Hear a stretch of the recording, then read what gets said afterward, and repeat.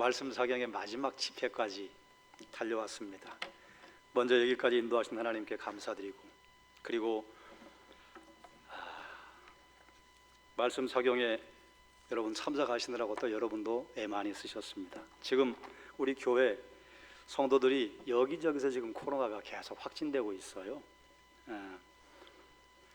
오늘 우리 유탁근 장로님도, 유장로님은 아직 확진이 판정되지 않았는데 변혜신 집사님이 확진 판정을 받았어요. 그래서 혹시 모르겠다, 조심스러우셔서 오늘 대표 기도를 바꿨습니다. 지금 이렇게 우리 장로님들까지 코로나에 노출이 되면서 좀 어렵게 말씀 사경회를 진행을 하고 있습니다. 아마 뒤쪽에 앉은 분들은 아셨을 텐데 제 사모가 지금 사흘 내내 참석을 못했습니다. 제 아내가 코로나에 확진이 됐어요. 월요일 날 제 아들 녀석이 확진이 돼서 이교육관으로 격리를 시켰는데 제 아내가 또 화요일 날 확진 판정을 받아서 어떻게 해야 하나 그러다가 제가 밖으로 나왔습니다. 말씀 사경회는 끝까지 해야 되겠고, 그리고 주일까지는 제가 지켜야 되겠길래, 그래서 저는 제 별명이 삼식이라 제 아내가 해주는 밥을 먹어야 최고로 행복한데 밖에 나가서 밥 먹으려니까 별로 행복하지 않아요. 그래도 하나님께서 은혜를 주셔서 감사하게 저는 제가 매일 검사해 보거든요. 나는 혹시 어떻게 됐나. 그런데 매일 음성이 나와요. 그리고 저에게는 특별한 증상이 없고, 그래서 감사하게 말씀 사경회를 오늘까지 인도하게 되었습니다. 하나님의 은혜입니다. 여러분은 여러분대로 감사하시죠? 저는 여러분에게 말은 못하고 하루하루가 감사였습니다. 하나님, 오늘도 눈 떴는데 증상이 없네요. 감사합니다. 하나님, 오늘 또 눈 떴는데 증상이 없네요. 감사합니다. 우리 교육자들은 교육자들대로 긴장하고 기도하고, 아내가 확진되고 나서 하나님 말씀 사경회를 할까요 하지 말까요 잠깐 기도했는데 해야지요.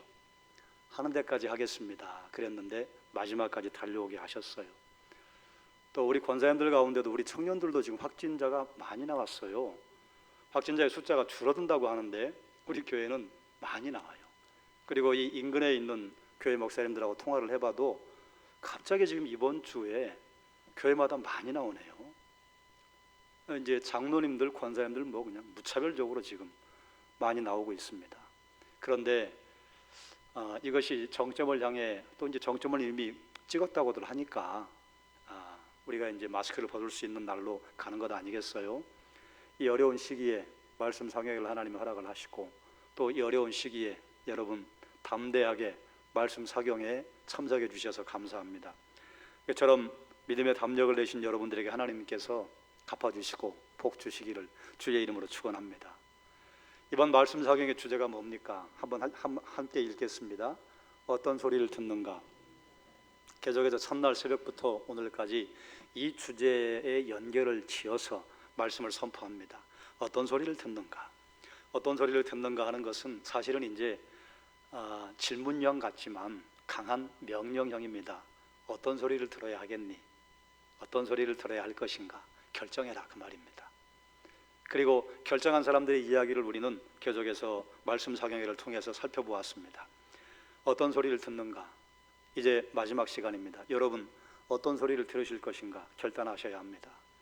어떤 소리를 듣는가 하는 것이 어떤 선택을 할 때 기준이 되고, 기준이 정해지면 우선순위가 확실해집니다. 우선순위가 확실해지면 여러 가지 일들 가운데 해야 할 것과 해서는 안 되는 일들을 구분할 수 있습니다. 그러면 시간을 절약하고 하나님 내게 주신 자원들을 지혜롭게 사용할 수 있는 길이 열립니다. 그러면 이제 하나님 나라의 영광을 위하여 일할 수 있지요. 그 시작이 어디인가? 어떤 소리를 듣는가? 듣는 것은 굉장히 중요합니다.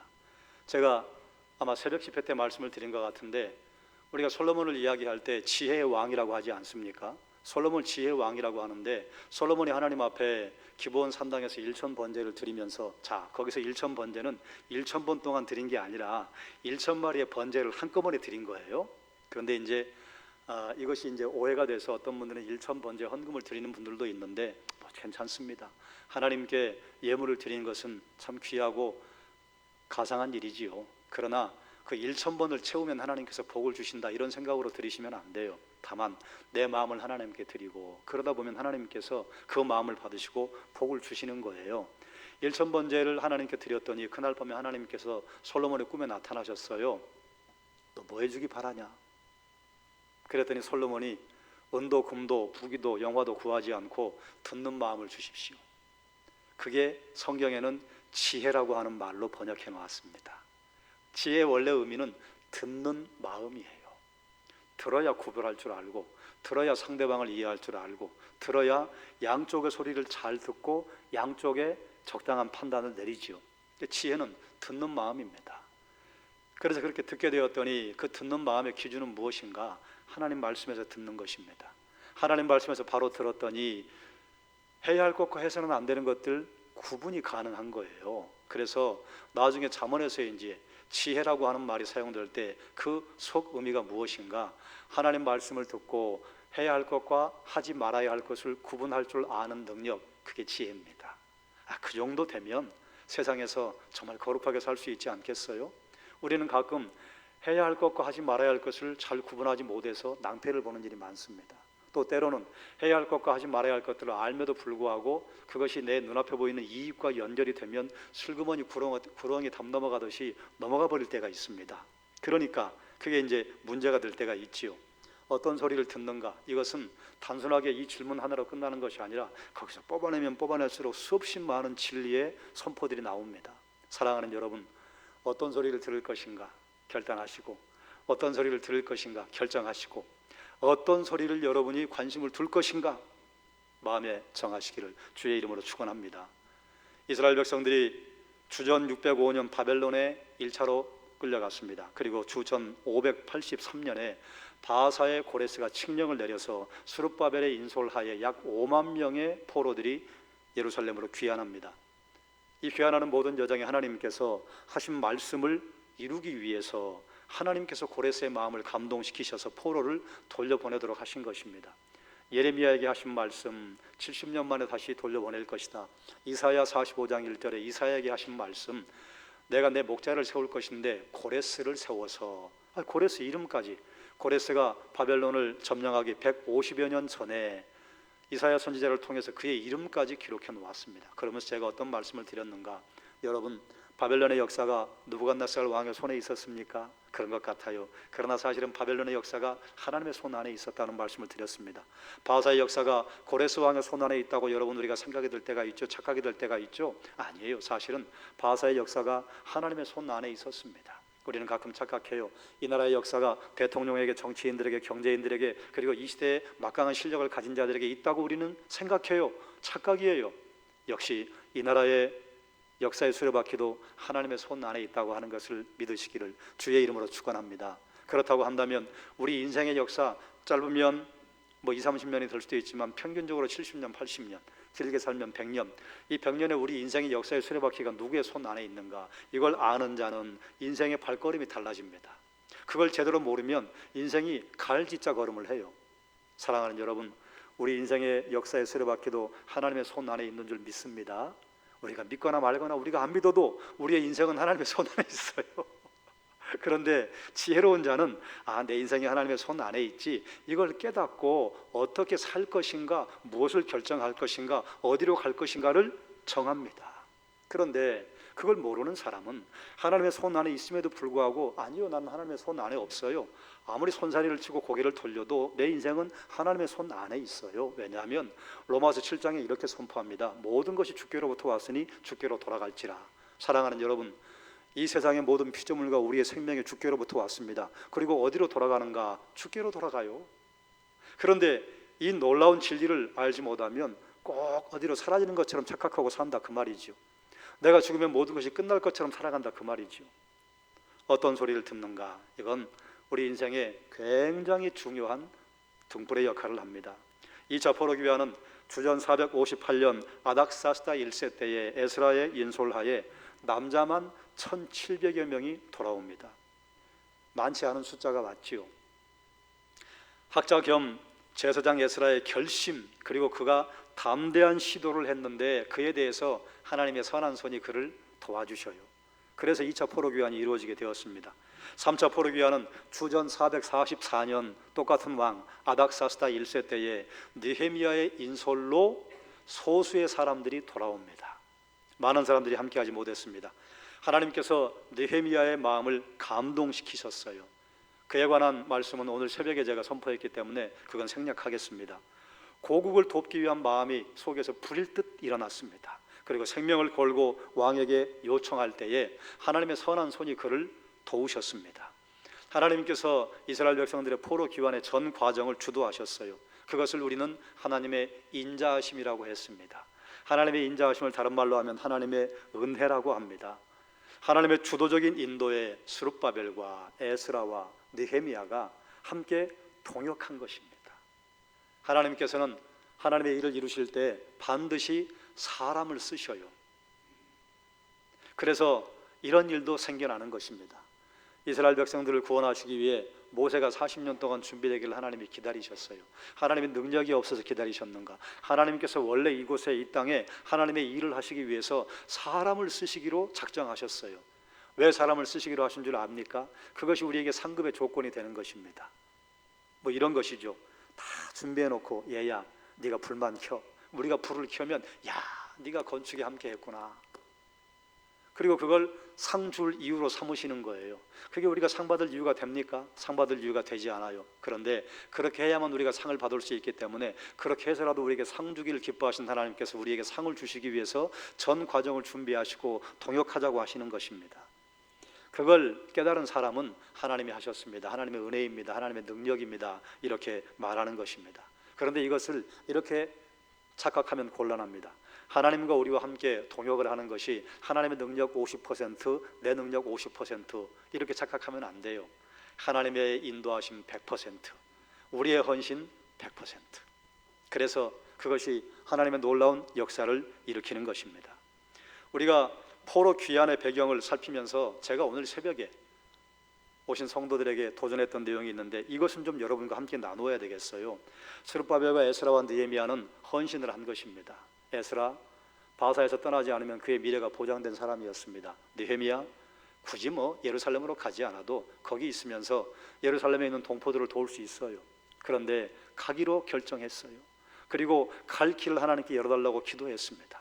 그들의 헌신을 통해서 이스라엘 백성들이 셈을 얻고 그리고 그대로 계속해서 신앙 공동체가 하나가 되는 역사가 일어났습니다. 자, 생각해 봅시다. 여러분은 신앙 공동체 안에서 모든 것을 소비하는 사람입니까? 헌신하는 사람입니까?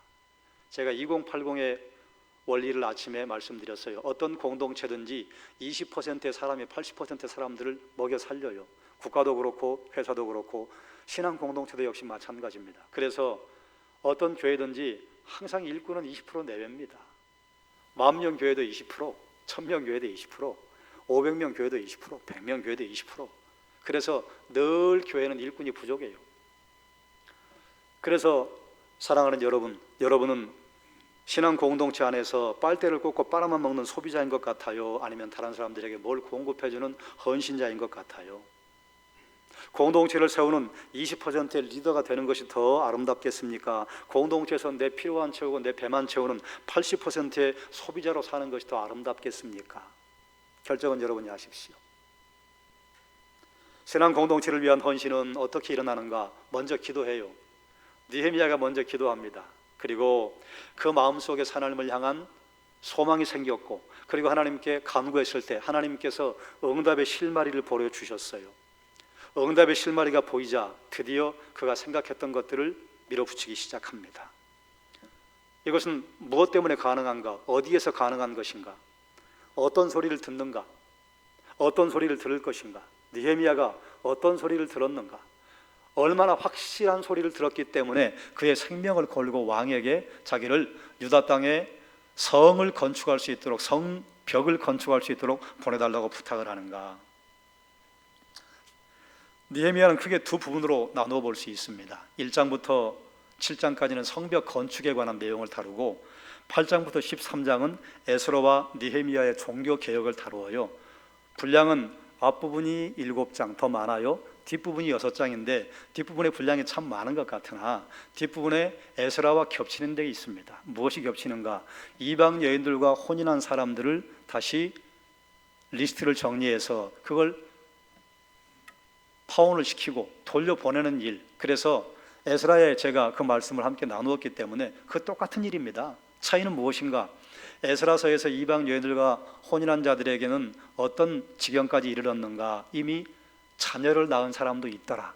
거기까지였어요. 그런데 느헤미야가 이방 여인과 결혼한 사람들을 솎아내려고 할 때 어떻게 설명하는가? 이미 자녀가 태어났는데 그 자녀들이 이방 언어는 구사할 줄 아는데 이스라엘 언어는 구사할 줄 모르는 애들이 있더라. 거기까지 갔어요. 그러면 아이들이 어머니 나라의 말을 모국어로 알고 히브리 말을 모른다고 그러면 그러면 언어를 모르는데 그게 뭘 말하는 줄 아세요? 성경을 읽지 못한다 그 말이에요.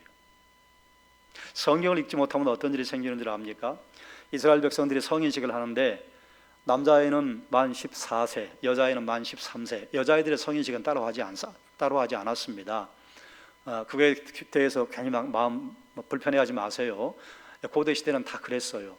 그래서 만 14세에 성인식을 하는데 성인식을 하는 시기에 미리 전제 조건이 있습니다. 모세오경을 암송해야 돼요. 어떻게 암송해야 되느냐? 히브리어로.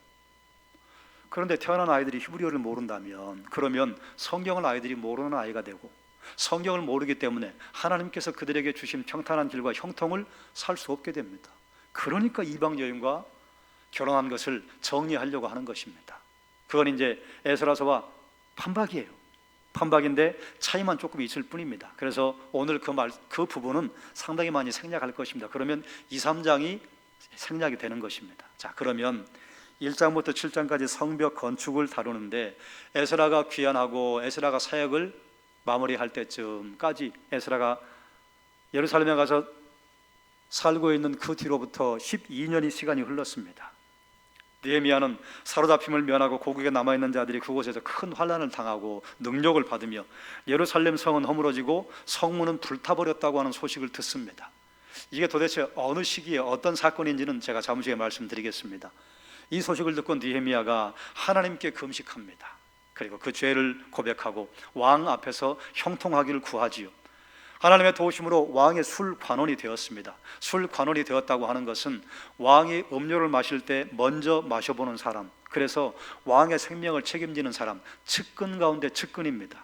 그래, 왕의 술관원이 되었을 때에 왕에게 유다 땅에 가서 내가 성읍을 건축할 수 있게 해달라고 도움을 요청했더니 왕이 느헤미야를 유다 총독으로 파견합니다. 느헤미야가 어떤 소리를 들었을까요? 그리고 느헤미야는 그 토론 소리에 어떻게 반응합니까? 느헤미야의 반응 첫 번째, 한번 따라하세요. 기도합니다. 여러분, 그리스도인의 모든 일의 첫 시작은 기도라야 합니다. 그래, 성도는 기도보다 앞서면 안 됩니다. 기도가 항상 앞서야 하고, 기도하는 중에 하나님께서 내게 주시는 음성과 뜻을 깨달아 알고 하나님께서 주시는 뜻을 따라서 하나님의 일을 감당해야 되는 것입니다. 기도하지 않고 일을 하면 우리 분명히 주의 일을 하는데요, 우리 분명히 주님을 위해 일하는데요, 그런데 신기해요. 일이 그르쳐져요. 기도가 먼저 앞서야 합니다.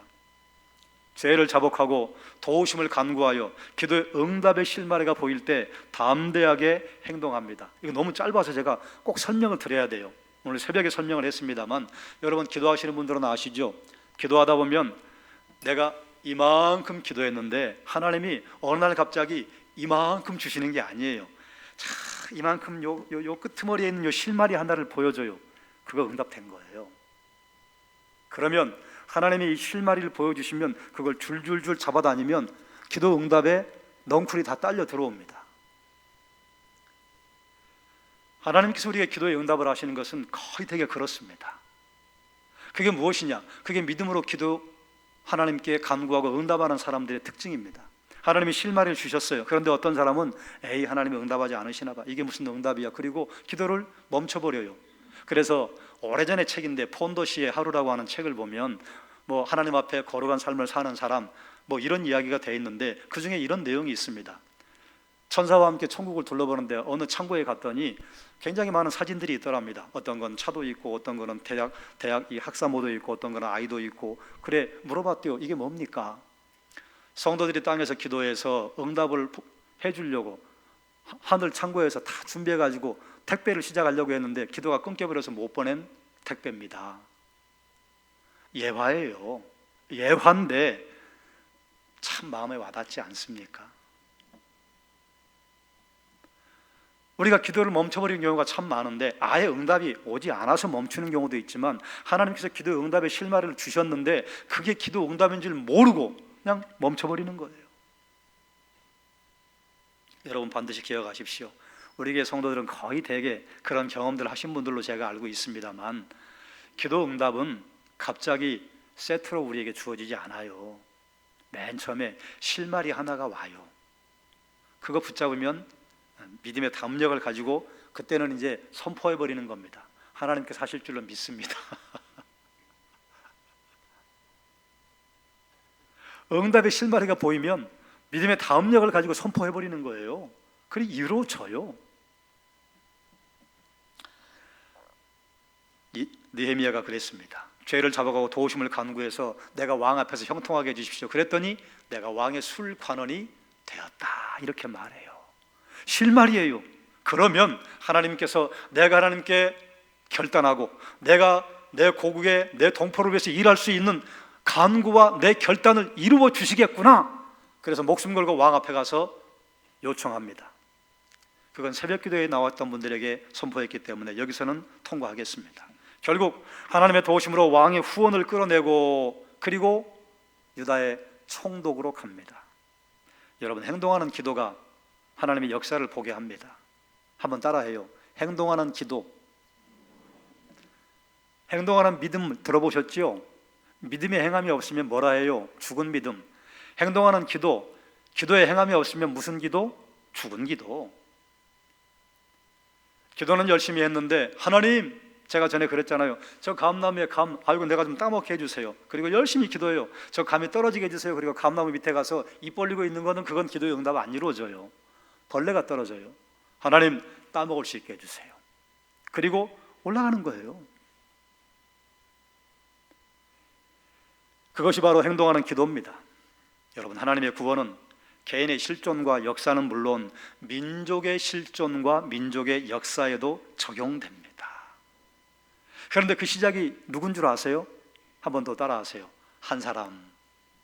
또 따라합니다. 한 사람의 결단. 보세요. 이스라엘 백성들이 출애굽한 게 누구의 결단이었습니까? 어쨌든 하나님께 등 떠밀려 갔지만 모세 한 사람의 결단이에요. 이스라엘 백성들이 가나안 전역에서 승리한 것이 누구의 결단이었습니까? 물론 수없이 많은 군사들이 함께했지만 여호수아 한 사람의 결단이었어요. 2차 포로기 위한 3차 포로기 위한 역사가 무엇 때문에 일어났습니까? 에스라 한 사람의 결단이에요. 느헤미야 한 사람의 결단이에요. 이것이 민족 전체로 확장되는 것입니다. 하나님께서 우리에게 허락하신 구원은 개인의 실존과 역사에도 그 능력을 드러내지만 민족의 실존과 역사에도 그 능력을 드러내는 것입니다. 그래서 우리는 이렇게 기도해야 해요. 하나님, 우리 교회에서 대한민국을 먹여 살릴 수 있는 정치인과 경제인이, 문화인이 나오게 해주십시오. 믿으십니까? 안 믿어지면 기도하지 마세요. 저는 믿고 기도해요. 기도의 영역과 기도의 깊이와 기도의 넓이는 그건 내 거 아니에요. 그거 하나님 거예요. 기도하는 것입니다.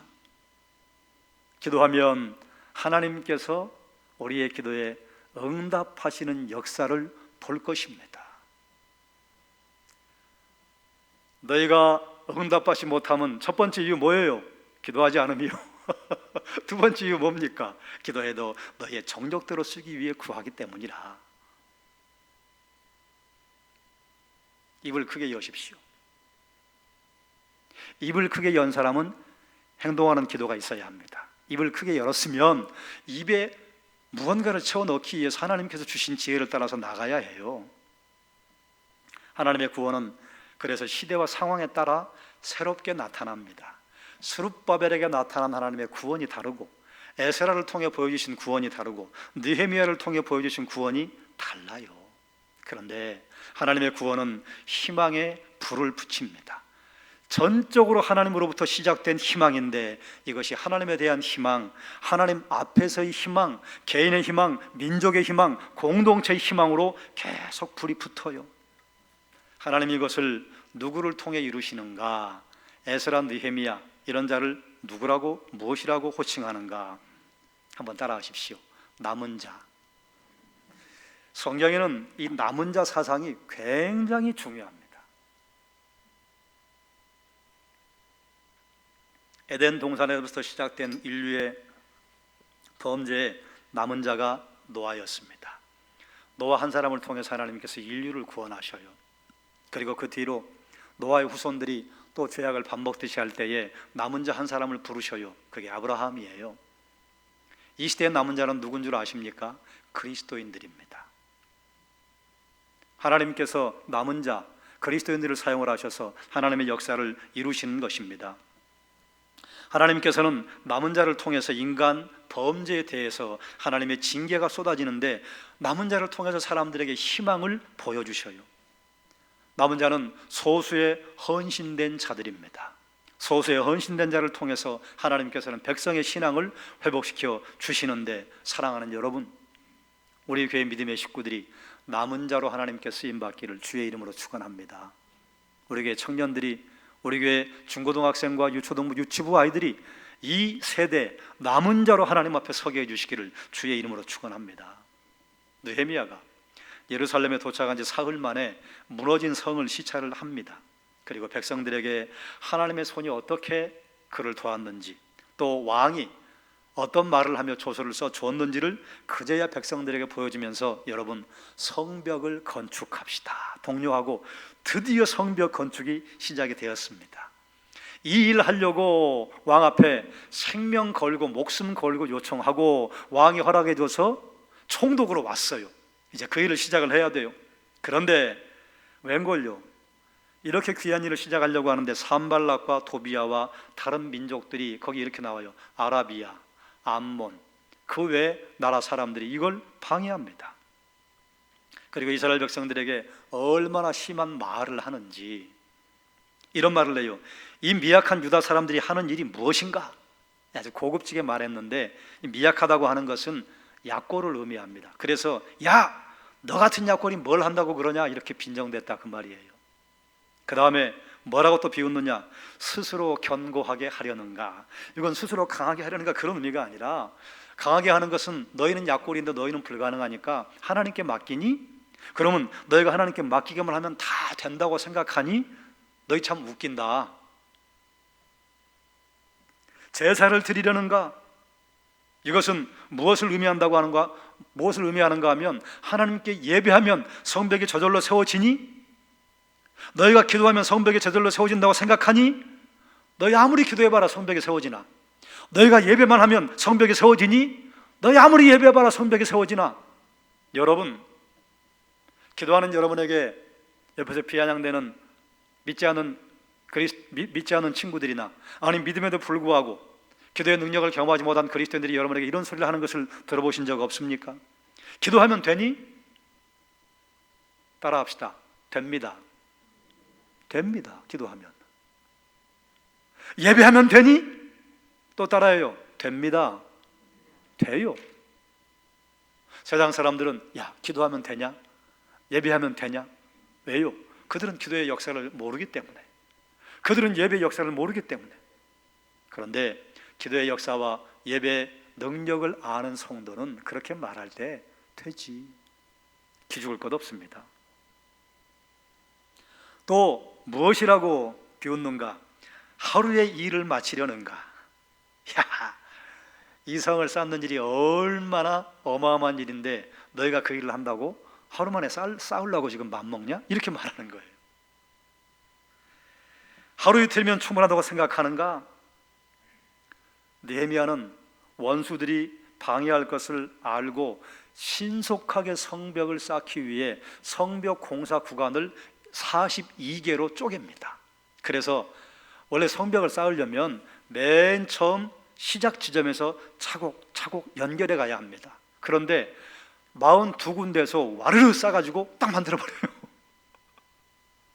그러면 이건 절대로 튼튼하지 않습니다. 그래서 그걸 알기 때문에 도비야가 그러잖아요. 야, 너희가 쌓는 성벽은 여우 한 마리가 올라가도 곧 무너지겠다. 이게 그냥 비웃음이 아니라 너희는 건축의 기본도 모르냐? 성벽을 쌓으려면 한 곳에서 시작해서 계속 연결해 가야지. 그렇게 여기저기서 우죽순으로 쌓으면, 그럼 여러분 보세요. 어떤 사람은 아주 촘촘하게 쌓을 것이고, 어떤 사람은 자기 성격대로 듬성듬성 쌓을 것이고, 어떤 사람은 큰 돌 쌓을 것이고, 어떤 사람은 작은 돌 쌓을 것이고. 그래서 예루살렘 성벽에 가보면 돌이 제각각이에요. 뭐 큰 돌을 먼저 쌓아놓고 작은 돌을 사이에 끼워 놓은 게 아니라 이상하다. 돌이 섞였어요. 그런데 느헤미야가 쌓은 성벽의 두께가 2m 74cm입니다. 견고한 돌벽입니다. 자, 그러면 여러분 한번 그림을 두 개 보고 좀 설명을 하고 말씀을 진행하겠습니다.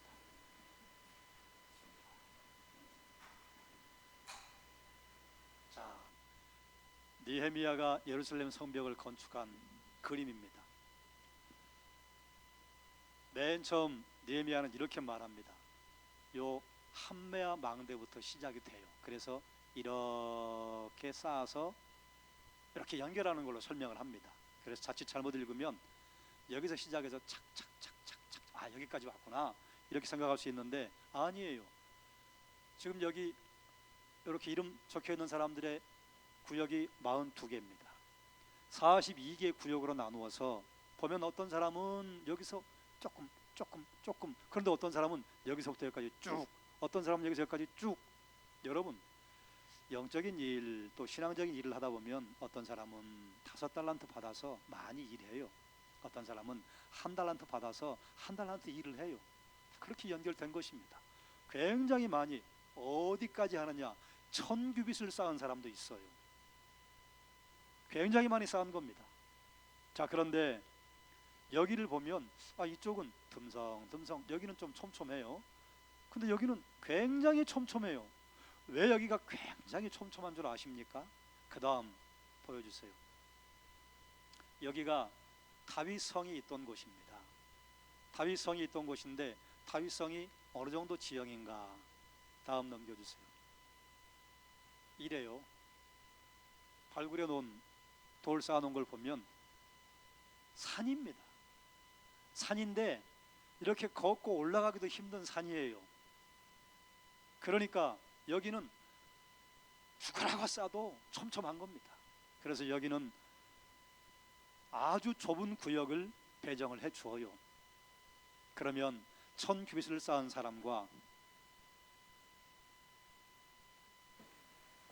자기 집 앞에 조금 쌓은 사람과 하는 일이 같아요, 달라요? 달라요.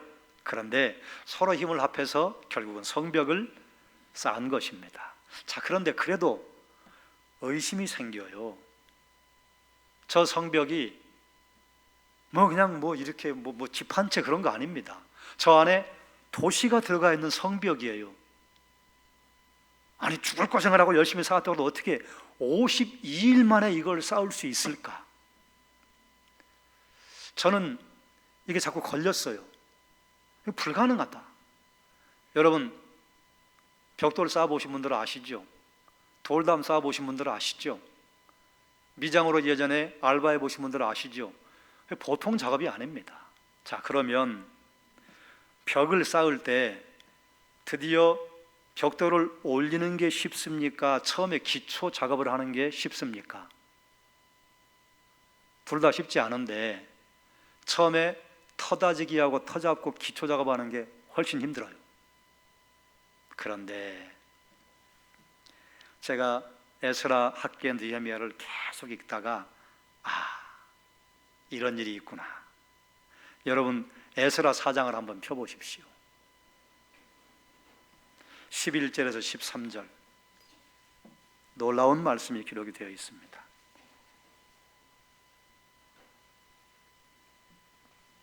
에스라 4장 11절에서 13절 제가 11절 그리고 여러분 12절과 13절을 읽어주세요. 아닥사스다 왕에게 올린 그 글의 초보는 이러하니 강 건너편에 있는 신하들은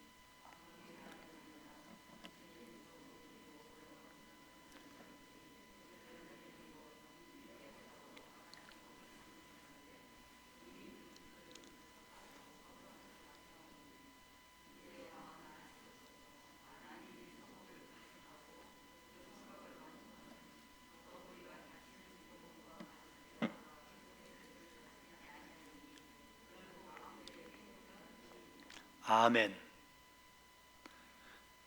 에스라 1장부터 6장까지는 1차 포로 귀환 자들의 기록이고 7장부터 10장까지가 2차 포로 귀환에 대한 기록이기 때문에 4장에 기록되어 있는 내용을 우리가 놓쳐요. 그런데 거기 뭐라고 하는가?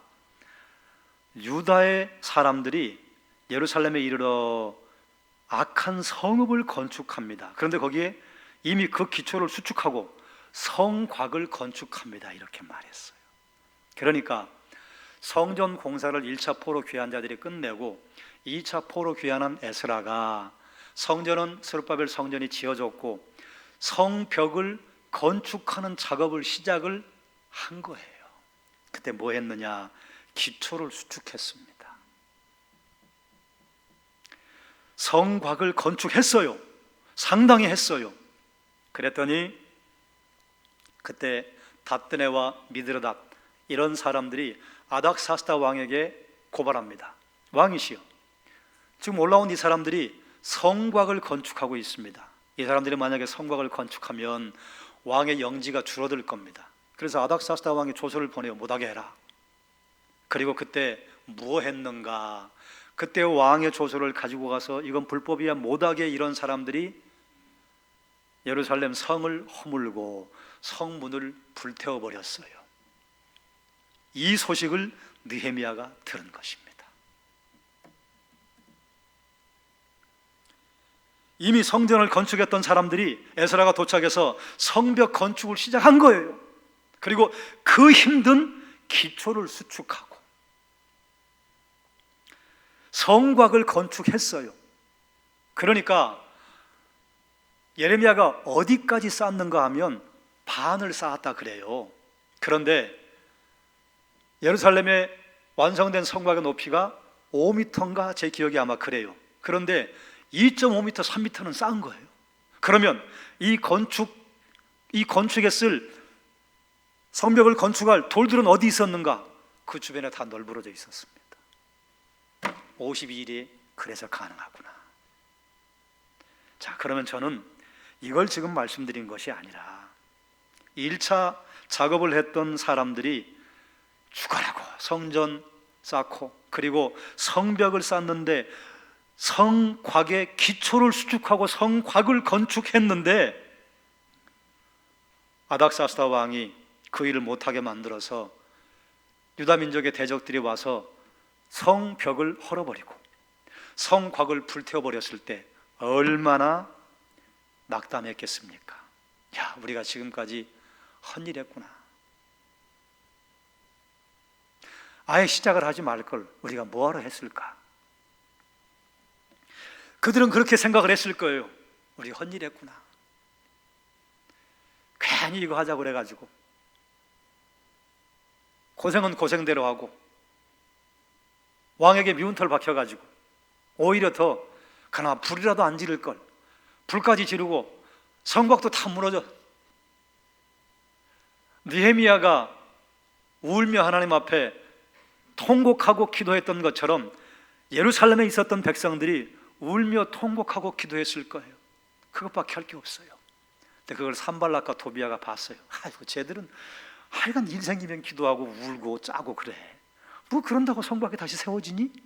그런데 느헤미야가 와서 그걸 다시 쌓겠다고 하니까 야, 너희같이 약골들이 또 뭐 하려고 그러냐? 뭐 하루 만에 그걸 쌓으려고 그러냐? 기도하면 되냐? 예배하면 되냐? 그런데 이미 기초 작업이 되어 있었기 때문에 성벽을 쌓을 수 있을 만한 돌들이 옆에 여기저기 널려 있었기 때문에 52일 만에 쌓은 게 가능해진 것입니다. 사랑하는 여러분, 맨 처음에 기초를 수축하고 성곽을 건축했던 사람들이 얼마나 실망했겠어요. 그리고 아이고 우리 헛일했다. 그런데 여러분 봐요, 그게 헛일이었어요? 아니에요. 비록 무너졌지만 그들이 먼저 기초를 수축하고 성곽을 건축해 놓았기 때문에 느헤미야가 그 위에 52일 만에 공사를 할 수 있었던 것이 가능했던 것입니다. 내일 일은 난 몰라요. 하루하루 살아요. 너희는 내일 일을 염려하지 말라. 내일 일은 내일이 염려할 것이요 한날의 괴로움은 그날로 족하다. 우리는 내일을 뭐 할까? 1년 뒤에 어디 가서 장사하지? 그래서 어떻게 이득을 남기지? 그게 예수님께서 미련한 장사꾼이라고 예화를 든 사람 아닙니까? 여러분, 스룹바벨과 에스라와 느헤미야가 내일을 생각하며 했겠습니까? 그래요, 내일을 생각했을 거예요. 그런데 우리가 이만큼 하면 내일은 이만큼, 그 다음 날은 이만큼, 아니요, 그런 생각을 할 수 없었습니다. 오늘 내게 주시는 시간에 최선을 다하자. 에스라가 할 수 있는 일은 에스라가 하고, 그리고 우리가 에스라서를 이렇게 봤더니 에스라가 성곽을 건축하려고 시도를 했어요. 실패. 그럼 하나님은 실패하셨는가? 아니요, 기다려라. 느헤미야를 보내마. 학사 겸 제사장 판관뿐만 아니라 내가 총독 만들어 보내마. 그러니까 에스라는 알아요? 몰라요? 몰라요. 그러니까 방성대곡을 하는 것입니다. 이게 뭐냐? 포로에서 돌아오면 우리에게 쨍하고 했던 날이 생길 줄 알았는데 이게 뭐냐? 하나님은 뭘 하셔요? 이게 뭐냐니? 너희 그만큼 한 거야. 그 다음 연결하는 건 내가 하마. 그래 느헤미야가 왔습니다. 52일 만에 느헤미야가 성벽의 기초 작업하고 그 성벽의 반을 쌓기까지 너무 짧아요. 불가능해요. 여러분 예루살렘 가보신 분들은 아실 거예요. 저는 몇 번 가봤거든요. 불가능합니다. 불가능해요. 저 지역이 평지가 아니에요. 평지 조금 있고 다 언덕백이 아주 가파른 산길입니다. 거기를 52일 만에. 제가 말씀을 준비하면서도 이걸 하나님의 은혜로 했다고 할까? 이게 해결이 안 되는데. 그런데 느헤미야를 보다가 에스라를 봤더니 이게 있지 뭐예요. 하나님이 미리 준비해 놓으셨어요. 사랑하는 여러분, 때로 우리가 어떤 일을 하다가 하나님의 귀한 사명을 감당하다가 아이고 나는 실패다. 아니요, 실패 아니요. 그 다음에 이어붙이는 분은 하나님이 하실 거예요. 그 다음에 바통을 다른 사람들에게 전달하는 것은 하나님이 할 것입니다. 그러므로 내가 할 수 있는 일, 지금 여기서 작은 일 내가 최선을 다해서 하나님께 헌신하면, 그리고 하나님 내게 주신 내가 한 달란트 받았는데 한 달란트만큼 했어요. 그럼 주님 뭘 하셔요? 잘했다. 착하고 충성된 종아. 하나님은 그걸 조각조각 붙이셔서 멋진 그림을 만드시는 것입니다. 사랑하는 여러분, 말씀 상영의 기간에 어떤 소리를 듣습니까? 여러분은 어떤 도전을 받습니까? 내일 일은 하나님께 맡기시기를 주의 이름으로 축원합니다. 나는 오늘 여기서 내가 할 수 있는 일을 하면 하나님께서 그 다음은 전달하실 것입니다. 그런데 산발락과 도비야가 느헤미야를 밖으로 유인해서 죽이려고, 그 전에 거짓 고발을 해서 왕의 조서를 받아서 에스라와 백성들이 쌓으려고 했던 성곽을 다 허물어버리고, 그리고 불까지 냈으니 무슨 짓인들 못하겠어요. 그리고 여기서 느헤미야를 슬그머니 죽여버리고 왕이시여 작업하다가 죽었답니다. 그러면 끝이에요. 거기서 무슨 조사위원회를 파견을 할 거예요? 뭐 할 거예요? 그래서 느헤미야에게 편지를 보냅니다. 오너 평지로 와서 우리 좀 거기서 회담하자.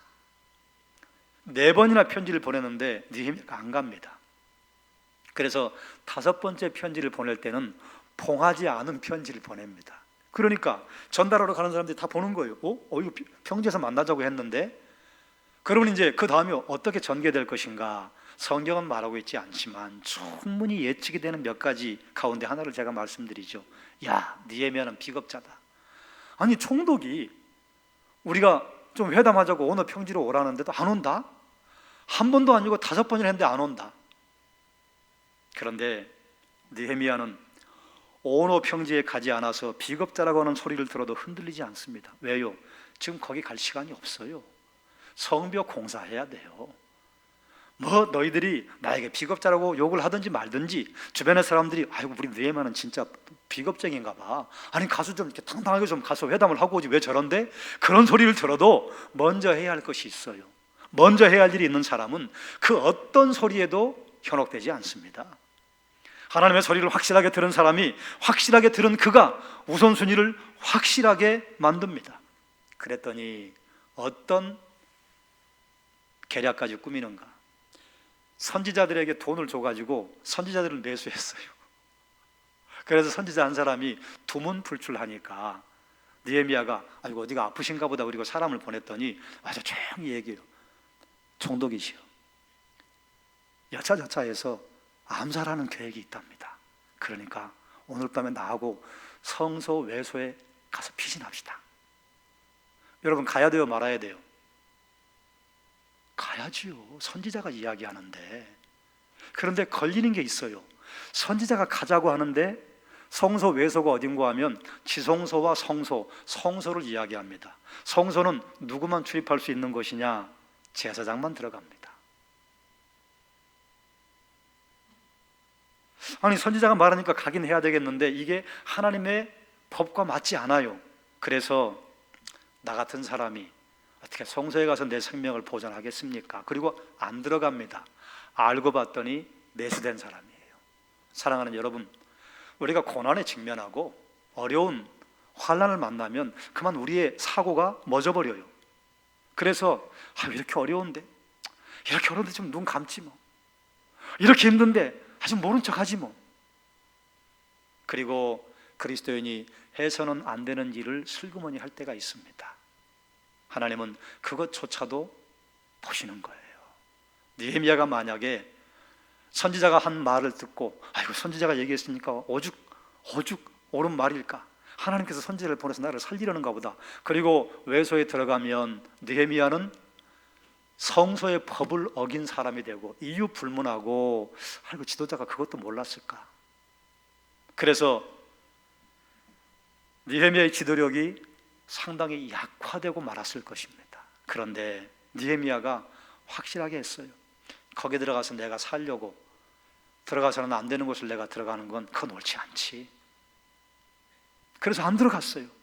그랬더니 그게 계략이었어요. 사랑하는 여러분, 고난을 만났을 때에도 해야 할 일과 해서는 안 되는 일을 구분할 줄 아는 것이 지혜입니다. 그 지혜의 출발점이 어디인가? 한번 따라합니다. 어떤 소리를 듣는가? 뭘 들을 것인가? 어떤 소리에 귀를 기울일 것인가 하는 것입니다.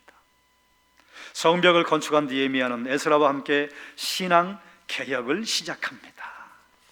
신앙 개혁 첫 번째 뭐 했는가? 한번 따라하세요. 말씀 사경의 개최. 그거 했어요. 느헤미야 8장 1절을 한번 펴보십시오.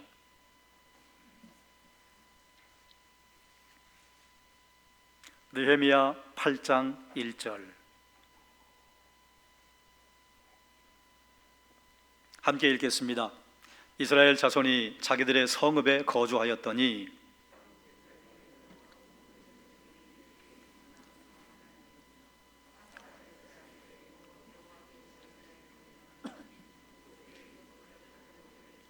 아멘. 일곱째 달은 이스라엘 백성들에게 새해가 시작이 되는 신년입니다. 그래서 제가 오늘 새벽인가요? 어젯밤에 말씀을 드렸을 텐데 일곱째 달 1일 나팔절, 신년을 축하하는 날입니다. 그리고 일곱째 달 10일 대속죄일, 이스라엘 백성들은 신년의 시작을 어떻게 하는가? 작년에 지은 죄를 하나님 앞에 고백하는 것부터 시작을 합니다. 그리고 그날은 금식합니다. 그리고 일곱째 달 15일부터 21일까지가 초막절입니다. 초막절은 언제 하는가? 다른 말로 장막절, 수장절이라고 하는데 올리브 농사, 포도 농사를 다 끝내고 우리나라 말로 하면 한 해 농사 다 끝낸 시기가 초막절입니다.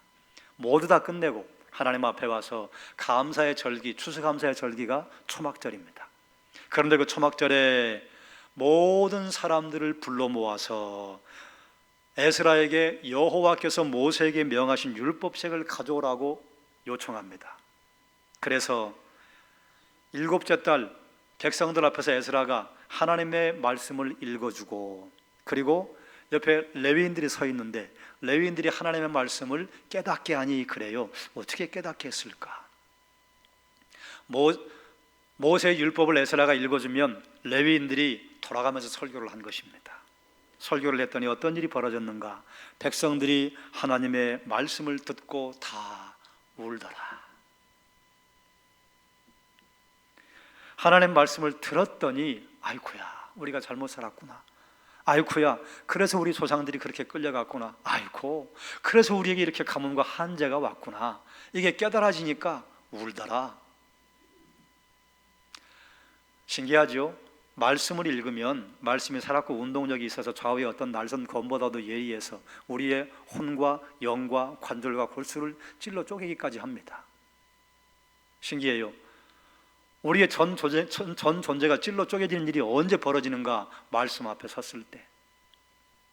말씀 등 돌리면, 말씀은 여기 있음에도 불구하고 내가 그 말씀에 내 귀를 기울이지 않으면 말씀이 아무리 시퍼렇게 날이 살아있어도 우리를 찔러 쪼개서 수술시키고 변화시키지 못합니다.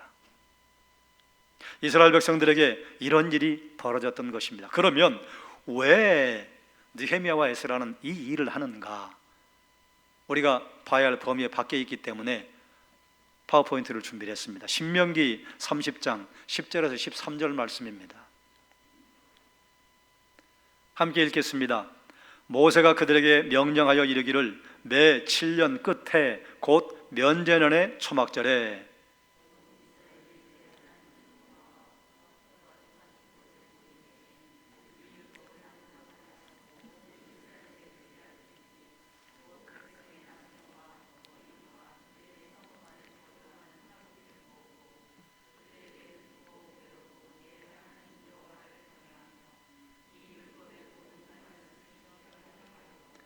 또 너희가 요단을 건너가서 차지할 땅에 거주할 동안에 이 말씀을 알지 못하는 그들의 자녀에게 듣고 내 하나님 여호와 경외하기를 배우게 할지니라.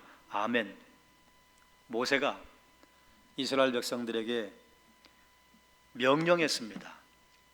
너희가 가나안 땅에 들어가거든 거기서 초막절을 지킬 때 초막절 7년에 한 번씩 초막절에 모든 사람들이 모이게 해서 율법을 낭독하고 그걸 듣고 지키도록 하고 남녀노소가 듣고 배우고 지켜 행하여 여호와 경외하기를 배우게 해라. 왜냐하면 여호와를 경외하는 것은 말씀을 들어야 가능합니다. 말씀을 행하는 것은 말씀을 들어야 가능합니다.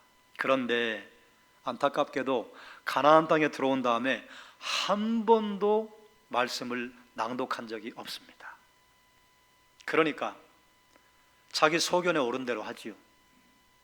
자기 소견에 오른 대로 하다 보니까 당신도 오라, 그래 나도 오라. 진리가 사라져버려요. 이게 사사기의 역사인데 오늘날의 역사가 그와 같지 않습니까? 다 자기가 옳다고 그래요. 그리고 너도 오라, 나도 오라. 절대 진리가 사라지고 사람들에게 상대적인 진리가 인정이 되고 네가 말하면 옳지, 내 것도 오라. 그런데 여러분, 절대 진리는 항상 옳습니다. 그리고 진리는 항상 한 가지입니다.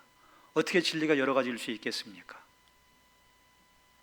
그런데 말씀을 듣지 못하면 그 진리를 깨달을 수가 없고, 말씀을 듣지 못하면 말씀이 내 심령 패배를 찔러 쪼개지 못하고, 말씀을 듣지 못하면 내가 지금 가고 있는 길이 바른 길인지 바르지 않은 길인지를 알 길이 없다, 그 말입니다. 말씀을 듣지 못하면 내가 말씀 앞에 깨닫지 못하고, 말씀을 듣지 못하니까 내가 기도하지 못하고, 기도하지 못하니까 행하는 기도가 없게 되는 것입니다. 그러면 하나님의 능력과 하나님의 권세와 하나님의 역사를 보지 못하는 것입니다. 에스라가 그걸 알았어요. 그래 에스라가 예루살렘으로 간 이유가 무엇입니까?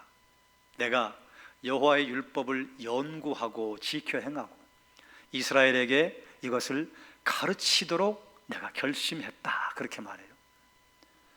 에스라가 가서 시도하려고 했을 것입니다. 그런데 자기 힘으로는 안 돼요. 그래서 느헤미야와 분명히 상의를 하지 않았겠습니까? 느헤미야는 사법권과 행정권이 있는 권세자예요. 총독입니다. 그래, 총독과 에스라가 함께 이스라엘 백성들을 다 모아서 율법을 읽어주고 낭독을 했더니 백성들이 그 말씀을 듣고 다 울더라. 사랑하는 여러분, 성경을 읽다가 여러분 경험해 보셨을 거예요. 성경을 읽다가 보면 기뻐서 뛰고 싶을 때가 있고, 어떤 건 막 분노가 날 때가 있고, 어떤 거는 하나님 앞에 눈물이 쏟아질 때가 있고, 어떤 거는 하나님의 사랑이 이런 것이로구나, 밀물처럼 밀려드는 즐거움이 있습니다. 신기하게도 성경 앞에 서면 희노애락이 느껴져요. 아니, 희노애락이 경험돼요. 왜 그런가? 성경에 기록된 하나님의 인격적인 말씀이기 때문에 그렇습니다. 희노애락은 누가 느껴요? 그건 인격을 가진 인간이 느끼는 것입니다. 그런데 성경과 만났더니 성경이 나에게 희노애락을 안내를 해주어요. 성경이 하나님의 기록된 인격적인 말씀이기 때문에 그렇습니다. 가나안에 들어간 이후에 한 번도 하지 못했던 말씀 서경회를 에스라와 느헤미야가 개최한 것입니다. 우리는 그것을 매년 지금 시도하고 있는 것입니다. 왜 그래야 합니까? 말씀을 들어야 말씀을 배우고 말씀을 지켜 행하며 하나님의 경외하기를 배울 수 있기 때문에 그렇습니다. 우리가 잘 아는 신약의 말씀이 있지 않습니까? 믿음은 어디서 나요? 들음에서 나고, 들음은 어디서 나지요? 그리스도의 말씀으로 말미암습니다. 구원받는 이치와 구원받는 진리와 구원받는 능력이 어디서 드러나는가? 말씀을 들을 때, 아무리 우리가 공교한 말로, 이성적인 말로 그 사람을 설득하고 그 사람을 하나님 앞으로 인도하려고 해도 좀 어리석은 것 같은데, 어눌한 것 같은데, 말씀 선포가 되는 것이 훨씬 더 그 심령을 찔러 쪼갭니다. 그게 말씀의 능력입니다. 왜 그런가? 그것이 하나님의 숨결이기 때문이에요. 그것이 하나님의 지혜이기 때문이에요. 하나님의 감동이기 때문에 그렇습니다. 하나님의 감동이면 피조된 사람을 누구보다 잘 아시고 그 마음을 움직일 수 있는 선포를 하나님이 하시지요. 왜 그래야 합니까? 느헤미야 9장 29절을 한번 펴보십시오.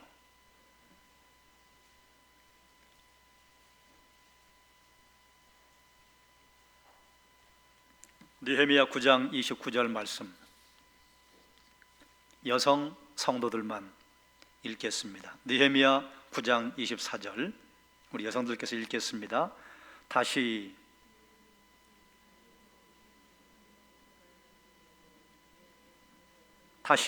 스톱, 함께 시작하세요. 시작.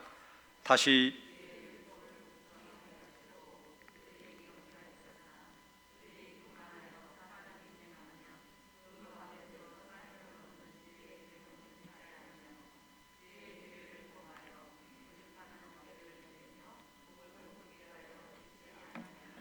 아멘. 여기에 놀라운 말씀이 들어있습니다. 준행하면 그 가운데서 삶을 얻는 주의 계명. 주의 계명의 능력은 무엇인가? 준행하면 삶을 얻어요. 그래서 모세는 이 말씀을 후손들에게 반드시 7년에 한 번씩 읽어서 듣고 배우고 깨닫고 지켜 행하여 여호와 경외하기를 배우게 하라고 유언한 것입니다. 여호수아는 뭐라 해요? 여호수아가 이스라엘 백성들에게 그 임종을 앞두고 두 번을 부릅니다. 한 번은 백성의 대표들을 부르고 한 번은 백성을 다 불러요. 세겜으로 그리심산과 에발산 가운데 이스라엘 백성들이 가나안에 들어와서 맨 처음 하나님의 말씀을 선포하고 거기서 아멘 화답한 장소, 거기서 뭐라고 하는가? 이스라엘의 역사를 쭉 나열하면서 너희는 여호와의 말씀을 떠나지 말아라. 나와 내 집은 여호와만 섬길 것이다. 너희도 약조해라. 그래서 그 앞에서 이스라엘 백성들이 우리도 여호와만 섬기겠습니다. 약조했어요. 여호수아가 제3, 제4 계속해서 강조합니다. 여호와의 말씀, 여호와의 말씀. 왜냐하면 여러분 보세요. 여호수아가 가문이 배경이 뭔 줄 여러분 혹시 아십니까? 여호수아의 가문 가운데 유력한 사람이 있었습니까? 없어요.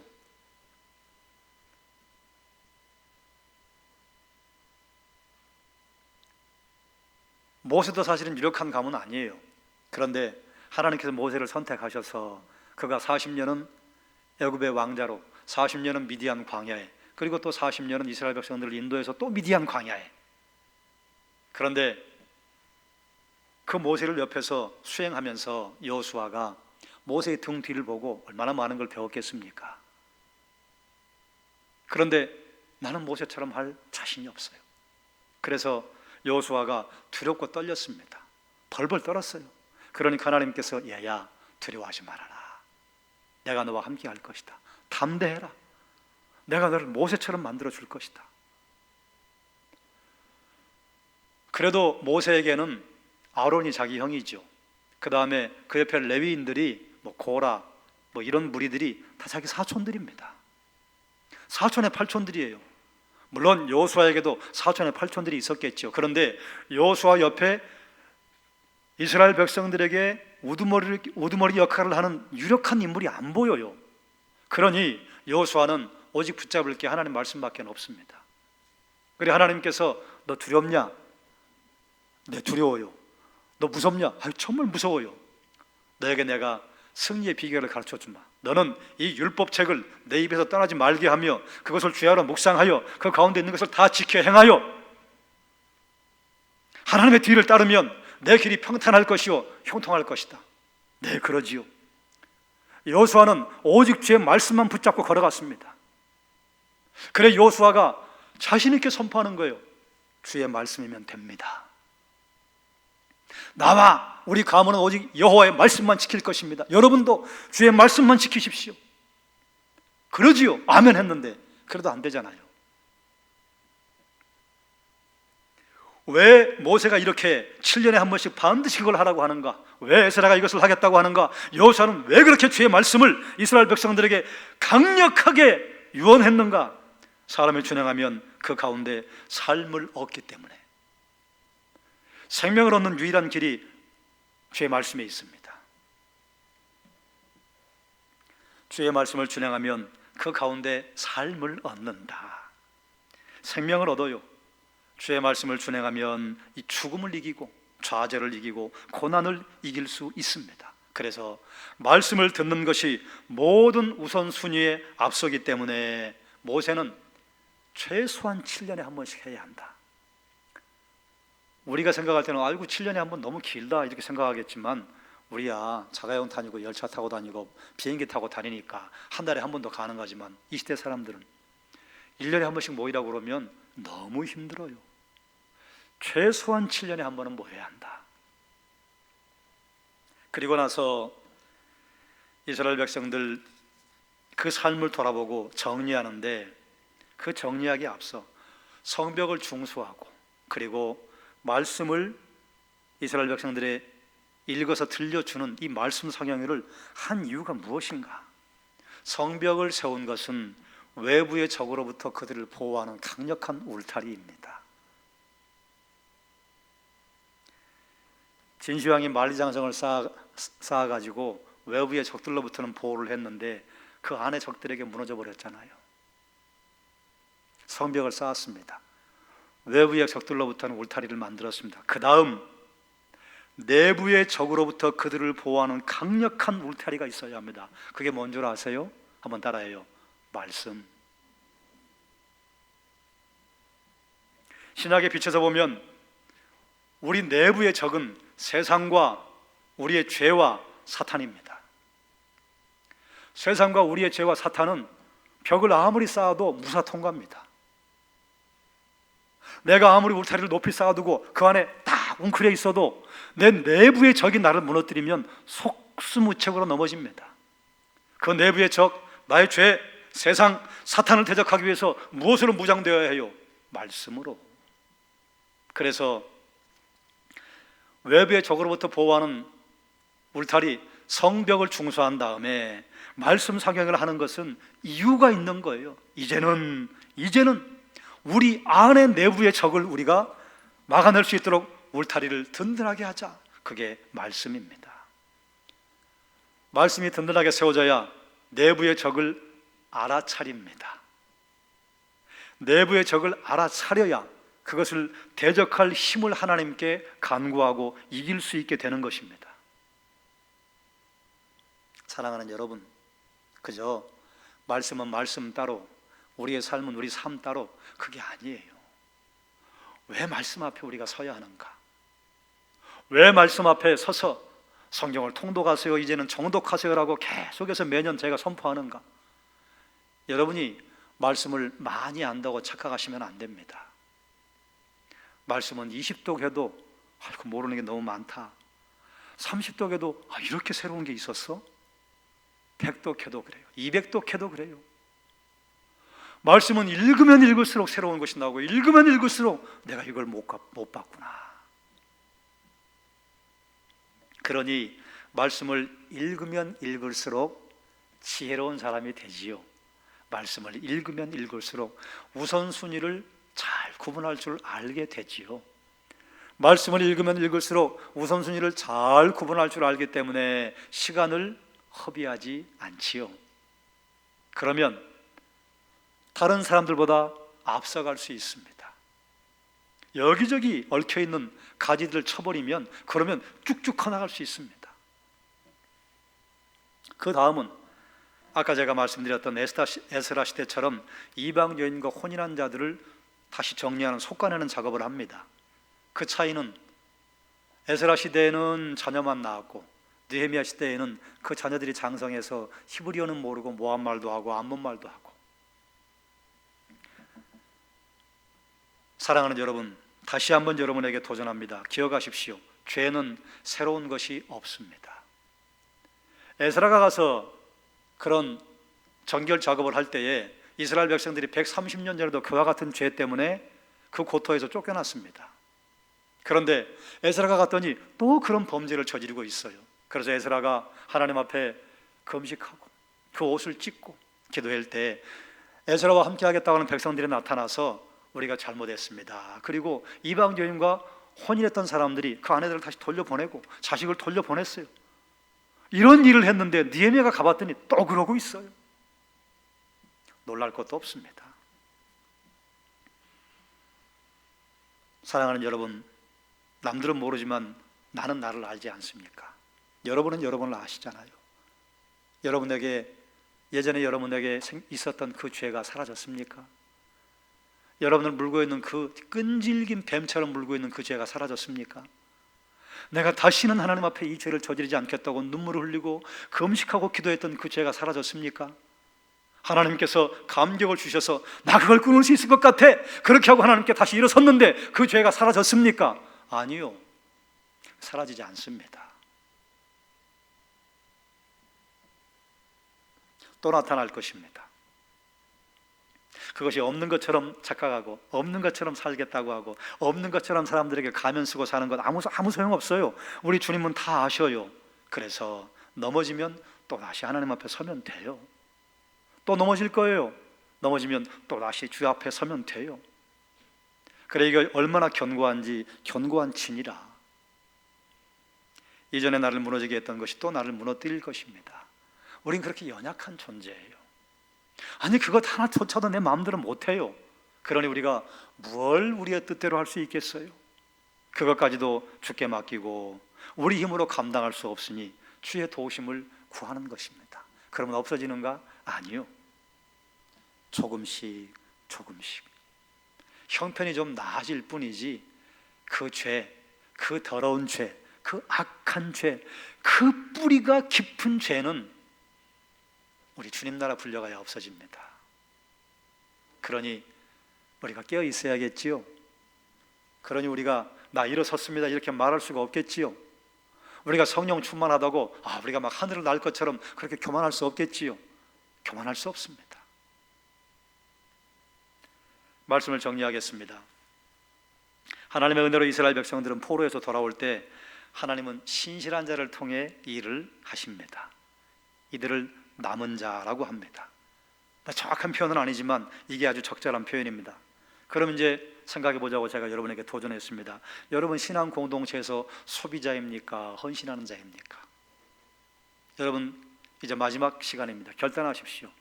우리 신앙 공동체에서 소비자로만 사시겠습니까? 헌신하는 자로 살겠습니까? 그럼 그 결단 후에 여러분의 발걸음이 어떠해야 할 것인지는 여러분이 더 잘 아실 것입니다. 기도함으로 그리고 행동함으로 인해 공동체를 세우는 리더로 하나님께서 만들어 주시기를 주의 이름으로 축원합니다. 그리고 나서 오늘 여기서 내가 할 수 있는 것을 감당하면 돼요.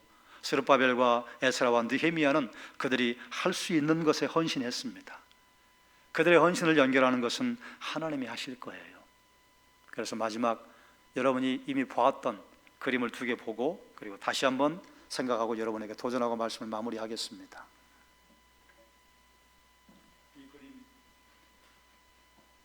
이 그림 봐서 기억하시죠?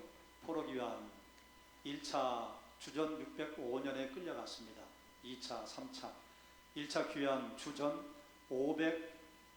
538년에 고레스 왕의 칙령으로 너희 돌아가라. 그래서 아무리 빨리 와도 1년 뒤 아니면 2년 뒤 이렇게 이제 학자들이 보는데 그건 정확하지 않아요.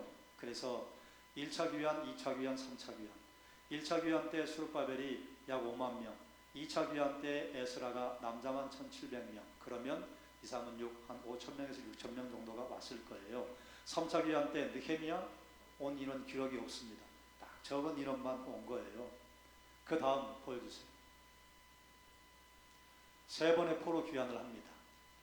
포로 70년 무너지지 않을 것 같았는데 하나님께서 슬그머니 무너뜨리셨어요. 피 한 방울 흘리지 않고 무너지게 만드셨어요. 1차 귀환 스룹바벨 때 이들의 사명은 성전 재건이었습니다. 그런데 성전을 재건하러 왔더니 못하게 해요. 그리고 가뭄도 오고 한재도 오고 아무리 뿌려도 소출이 넉넉하지 않고, 그런데 그때 하나님께서 학개와 스가랴를 부르셔서 너희 성전 재건해야 한다. 너희가 그처럼 만나는 어려움과 고난이 무엇 때문인 줄 아니? 지금 하나님의 전은 황폐해져 있는데 너희가 너희 집을 짓는데 빨랐기 때문이다. 그래서 하나님의 집을 짓게 하시는데 기가 막히죠. 그 전에 레바논 백향목 하나님의 전을 짓겠다고 저 멀리서 끌고 왔는데 그거 다 훔쳐가서 하나도 안 남았어요. 그래서 하나님께서 뭐라고 하시느냐, 산에 가서 나무에다가 성전 지어라. 그래. 이스라엘 지역에 나무가 막 많은가? 없어요. 예루살렘 지역은 나무 없습니다. 있어봤자 무화과나무, 감람나무가 가장 많은데 감람나무는 안 건드립니다. 그건 이스라엘 민족의 먹거리라 율법에 딱 기록해 놨어요. 모세 율법이 아니라 랍비들의 법에 감람나무와 포도나무는 절대로 베지 않는다. 성전의 화목으로도 쓰지 않는다. 그럼 이제 이스라엘에 있는 나무가 시띠나무라고 막 말라 비틀어진 나무하고 요단강가에 가면 버드나무 있습니다. 버드나무는 목재에 사용하지 않습니다. 버드나무는 단단하지 않고 뒤틀림이 심해요. 그런 걸로 지었습니다.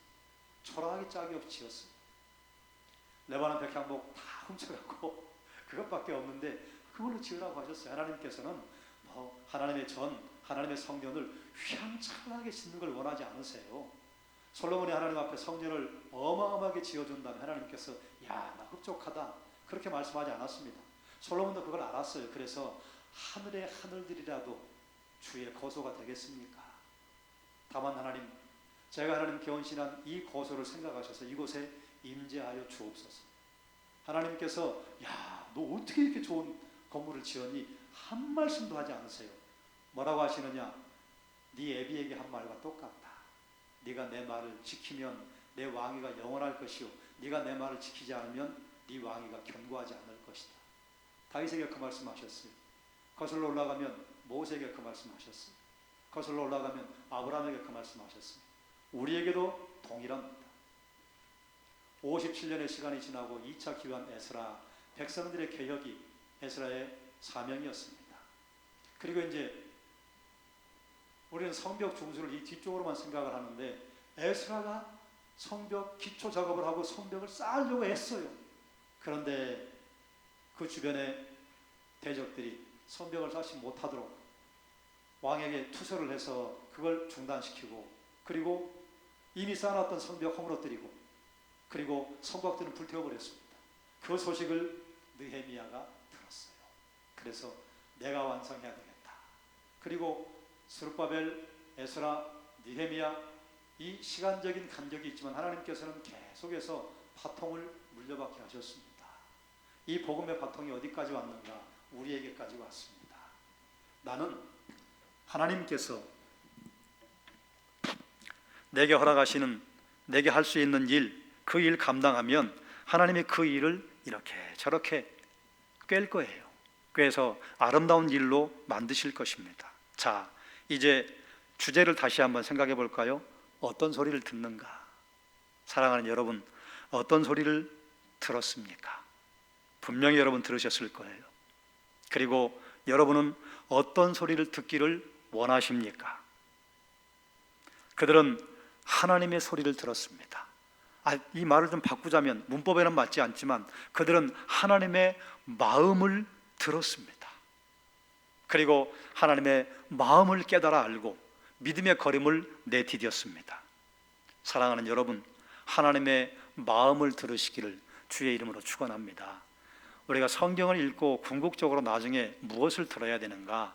정보, 시대적인 배경, 그 시대 상황, 그래요. 그런데 정보에도 그렇고 시대적인 배경도 그렇고 그 시대 상황도 그렇고 그 정보 속에, 그 상황 속에, 그 배경 속에 하나님의 사랑이 어떻게 녹아 있는가, 이거 봐야 합니다.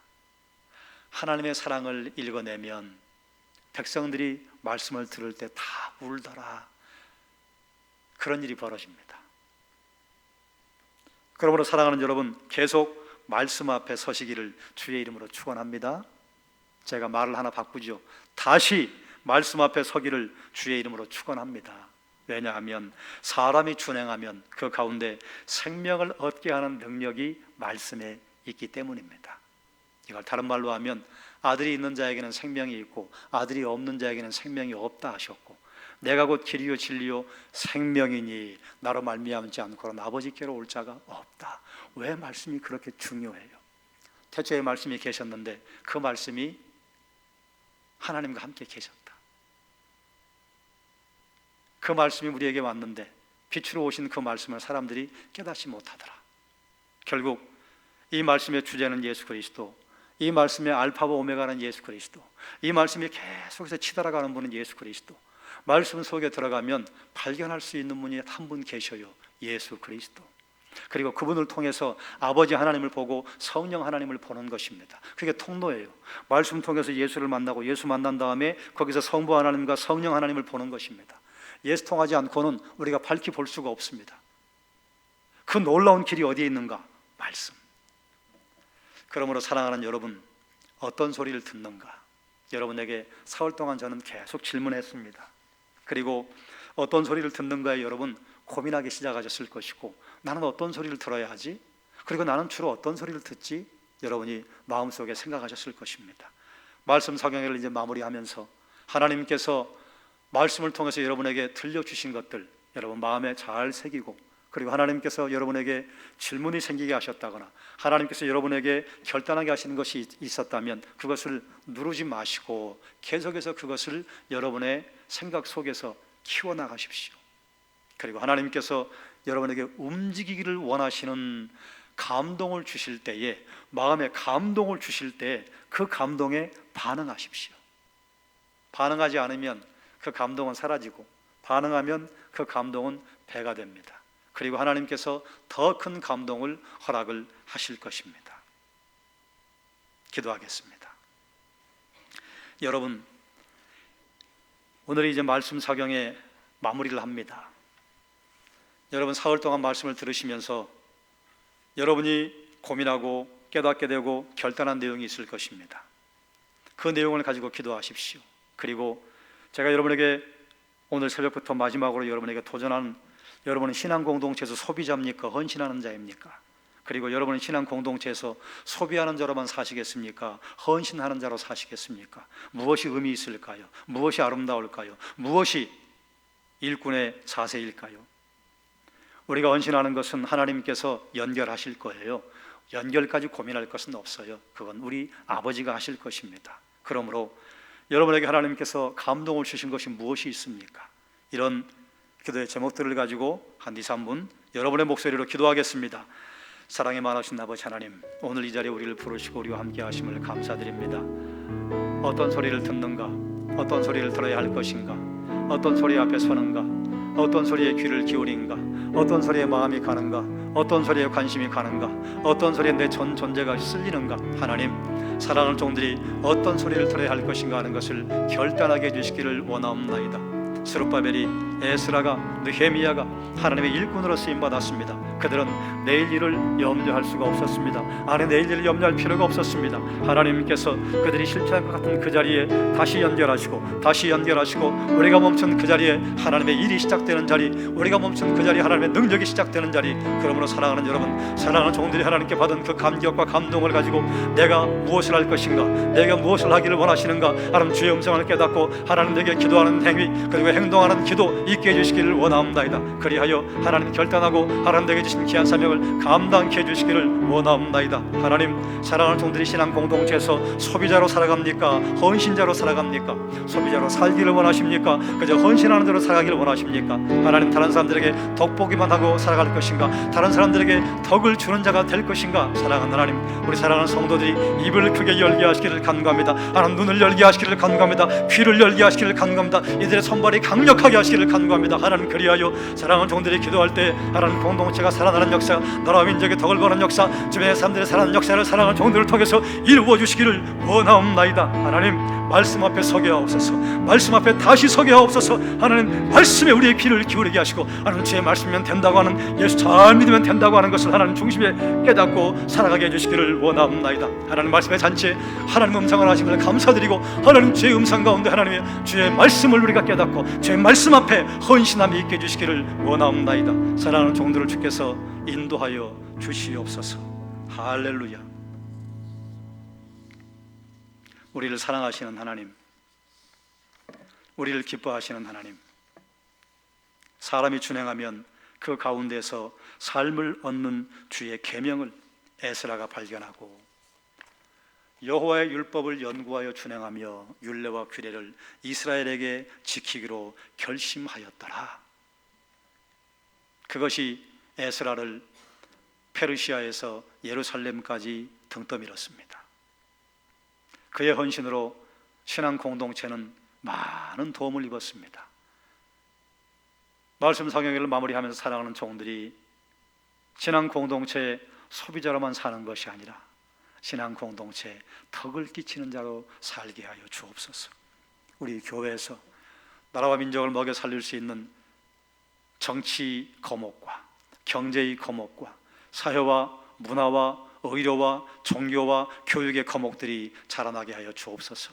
하나님, 감히 우리 교회가 그런 모판 되게 해주시기를 원하며 하나님의 능력이면 가능하오니 하나님, 우리 교회를 긍휼히 여기사 우리를 사용하여 주옵소서. 예수님의 이름으로 기도드리옵나이다. 아멘.